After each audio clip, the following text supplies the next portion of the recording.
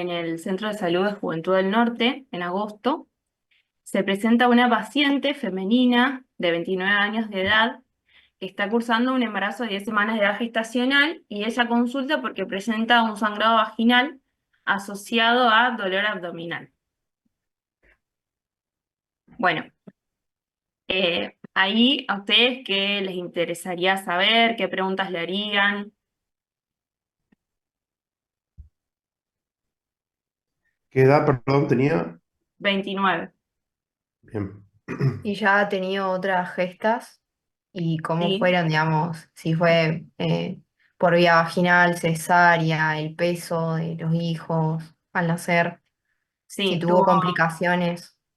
tuvo una gesta y fue por cesárea. Si Y tiene sin alguna, complicaciones?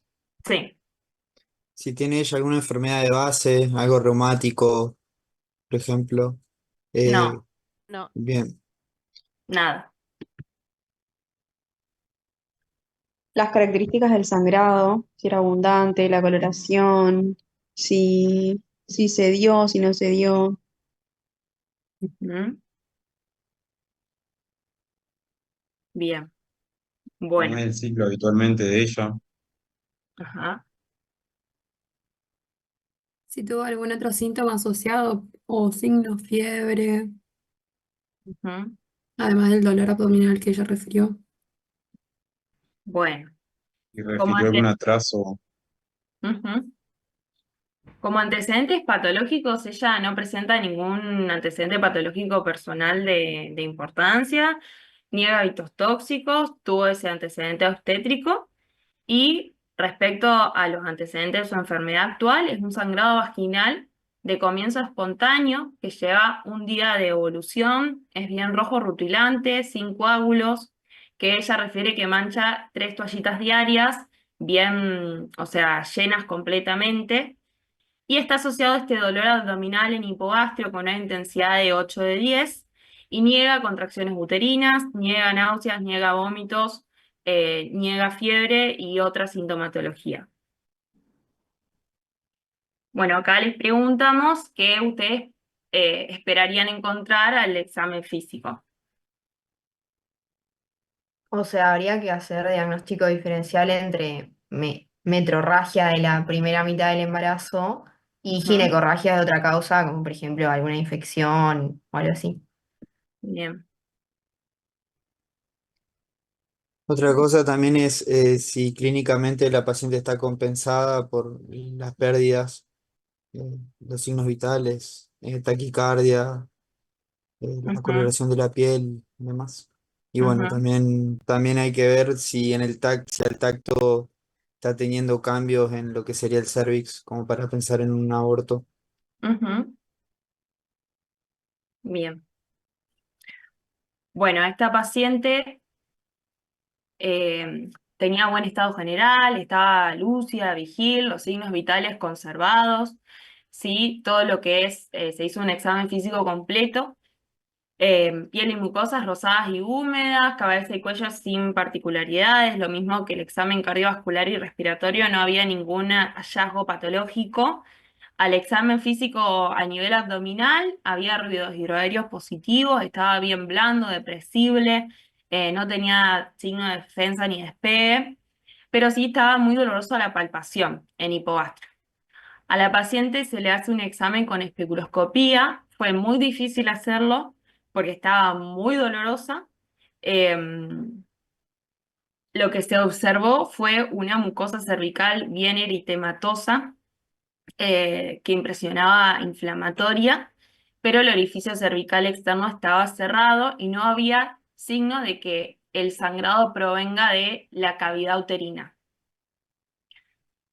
Bueno, entonces nuestro algoritmo diagnóstico de actuación fue, mediante este motivo de consulta, interrogar a la paciente, hacer su examen físico y pedimos en primera instancia un estudio complementario. ¿Ustedes cuál creen que fue el estudio que nosotros pedimos? Una ecografía. Bien. Sí, pedimos una ecografía obstétrica y informaba la presentación que estaba variable, frecuencia cardíaca fetal de 144 latidos por minuto, movimientos fetales positivos, el líquido amniótico normal, el útero en anteverso flexión, globuloso, y que tenía una longitud embrionaria que era acorde a 12,7 semanas de gestación. O sea que la ecografía obstétrica fue totalmente normal, ¿sí? Entonces, nosotros planteamos distintos diagnósticos presuntivos. ¿Ustedes cuál creen que podrían ser? Una cervicitis que puede ser de causa infecciosa. Ajá. O sea, habría que ver también si utiliza preservativo en las relaciones, si tiene una pareja estable. Ujú. Bien. Perdón, Bueno, consulto. sí. ¿Ese fue el único tipo de sangrado que tuvo o tuvo algún antecedente previo de algún sangrado que sea, aunque no sea ginecológico, digamos? No, no.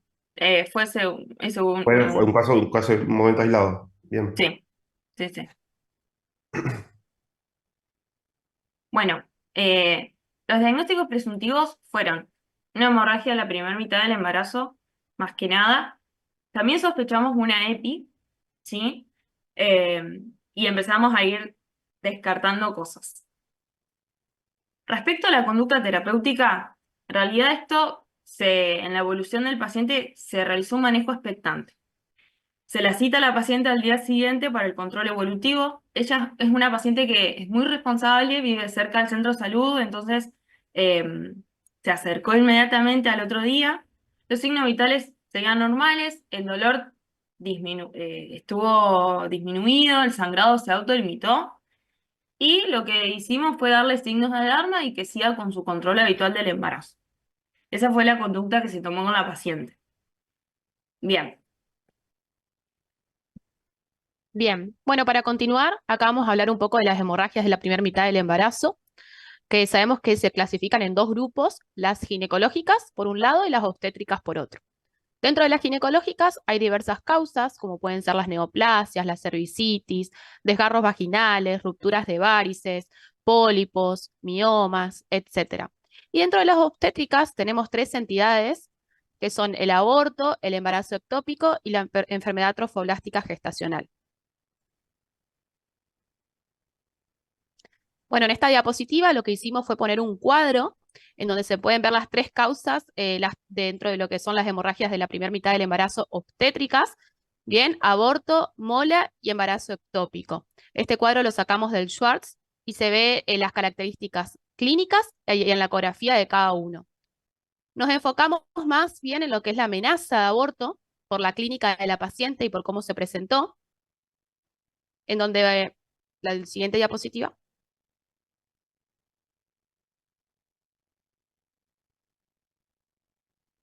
¿Pasa o no? Ahí está. Ahí está. Bueno, bien, ¿por qué nos enfocamos más en la amenaza de aborto? Por las características del sangrado, ¿sí? Características del sangrado en el caso de esta paciente era roja rutilante, llegando a manchar 3 toallitas diarias, y también era una hemorragia más bien intensa en comparación a lo que se da en una amenaza de aborto, que es una hemorragia leve, color rosada, amarronada. Lo que sí encontramos, igual que en la paciente, son las modificaciones cervicales, ya que no tenía modificaciones cervicales, el orificio cervical externo se encontraba cerrado, al igual que se encuentra en la amenaza de aborto. Y en la ecografía, la vitalidad fetal positiva. Perdón, Martín, te frenó. La realidad es que nosotros lo primero que hicimos fue pensar una amenaza de aborto como una situación, digamos, urgente, como lo primero que teníamos que ¿Qué descartar. descarta? Entonces veíamos que, según las guías, lo único que concordaba fue que no tenía modificaciones cervicales y la eco estaba positiva, o sea, estaba normal, con vitalidad fetal, pero el sangrado era distinto y el dolor también. Entonces, como que fuimos descartando, pero empezamos como con lo más urgente, por así decirlo. Ujú. Bien, porque si bien la paciente tenía dolor en el hipogastrio, no era un dolor de tipo cólico, como se presenta en la amenaza de aborto por las contracciones uterinas. También descartamos la EPIA con los criterios de Hager, porque la paciente no tenía fiebre, tampoco se le realizaron estudios complementarios para ver si había leucocitosis, si la arito estaba elevada, no se le hizo ningún tipo de exudado y solamente tenía el dolor abdominal en el hipogastrio.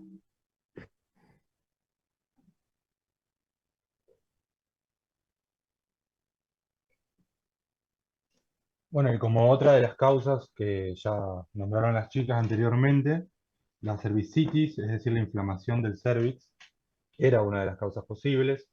Dentro de las causas podemos dividirlas en infecciosas o no infecciosas. Dentro de las infecciosas podemos hablar de infección por bacterias tipo clamidia, Neisseria gonorreae, también virus del herpes simple, o infección por tricomonas también. Hay veces o circunstancias en las que el cuello puede estar inflamado, digamos, afectado, pero no infectado, como la vaginosis. Y dentro de las causas no microbianas, que por ahí a veces no pensamos tanto, podemos tener alérgenos como el látex, podemos tener procedimientos o que haya actuado algún agente químico, por ejemplo, no sé, duchas vaginales, eh, o en este caso, que fue lo que no pensamos, la normal fluctuación de las hormonas durante el transcurso normal del embarazo, digamos, que puede producir también una cervicitis de origen no infeccioso.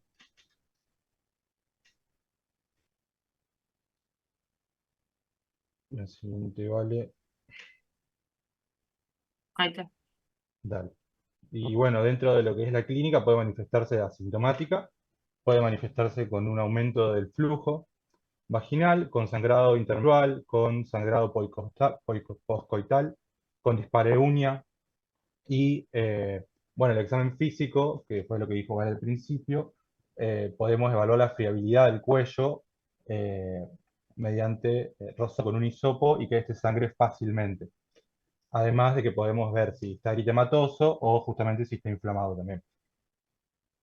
Bien, acá como dato positivo de hemorragia relacionada con el coito, nosotros le interrogamos y tuvo relaciones sexuales previamente al sangrado.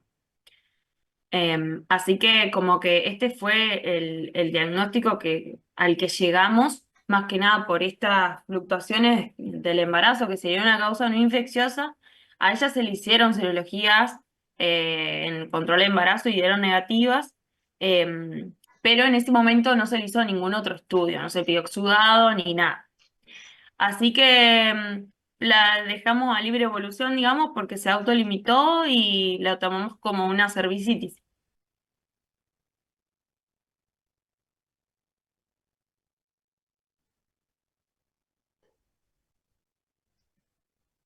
Bien, ¿hasta acá alguna otra consulta o comentario o idea? ¿Alguien hubiese pensado o hecho algo distinto? Sobre todo al inicio, ¿no? Porque es un motivo de consulta que por ahí asustas.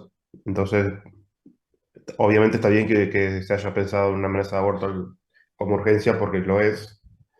Eh, pero ¿alguien hubiese pensado alguna otra cuestión o algo que no se haya nombrado?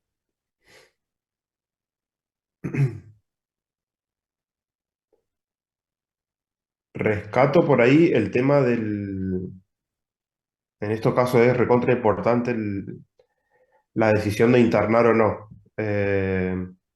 Entonces rescato el tema de lo que es la relación, más que médico-paciente, centro de salud-paciente, porque Sí, vieron que por ahí entran en juego en este tipo de casos o en estas pacientes todo lo que es agentes comunitarios, promotores de salud, que son los que van a la casa, que se sí, encargan de que no se pierda el contacto o el seguimiento, que en estos casos es recontra importante eso. Y también el tema de las pautas de alarma también como para sí. que queden bien claros en la paciente, ¿no? No, la verdad que este centro de salud es súper comprometido y el médico ahí generalista también Sí. un retrabajo, la verdad, a destacar. Sí, porque obvio que lo más fácil desde el punto de vista médico hubiese sido internarla y como que uno más o menos se queda más tranquilo en ese sentido, pero Sí, siempre obviamente hay que poner en la balanza, ¿no? Que es lo mejor también para la paciente, para la situación y demás. Así que bien, como para recalcar eso. bueno. Bárbaro. Bueno, si no hay otras consultas, seguimos con el otro caso.